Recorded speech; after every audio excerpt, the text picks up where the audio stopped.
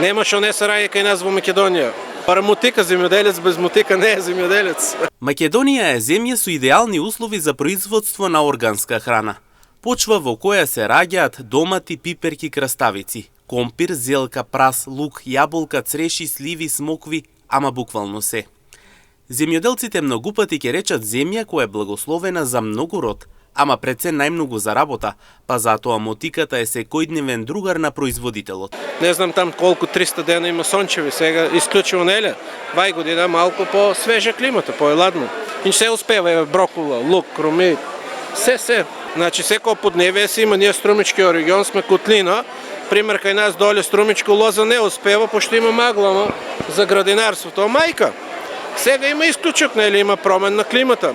Ама ипак па успеваме, гледаш, екстра чисто, здраво производство. Да, има си процедура, зимско ране, пролетно, обработка.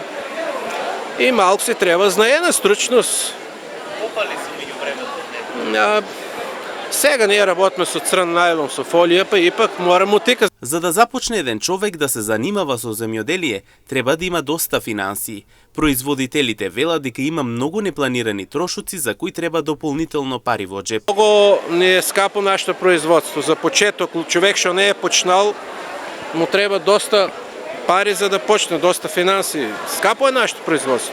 Пошто се минја, се увезуваме, се нема ни фабрика за ѓубре, за најлон, се. Една врекичка ѓубре илја од народ 25 кила. Се е скапо. Наводнувањето, плюс ние сме на моторчина на бензин, рачуни лето колку пари даваме, цели туби зиме гориво.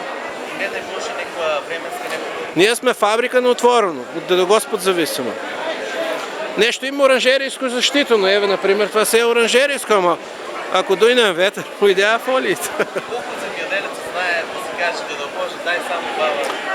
Ние това ската ден го кажуваме, да даде добар ден, да има, ама еве, гледаш, нема 15 дена сонце и одма се работа по рамето. Краставицата е најосветлива, јако е заштитно. Ма и се, има компир голем, се. Зелката нешто она по-издржлива, ама најки осете краставицата и компиру. Оно секи осета ако спадне толку ладно. Увошките се пораметени веќе. Инаку еден од најдобрите начини за одржување на здравието е конзумирањето токму на ваква произведена пред се здрава и добра храна. Она што понатаму останува како прашање е колку во иднина земјоделието ќе остане живо, имајќи во предвид дека се помала интересот од помладите.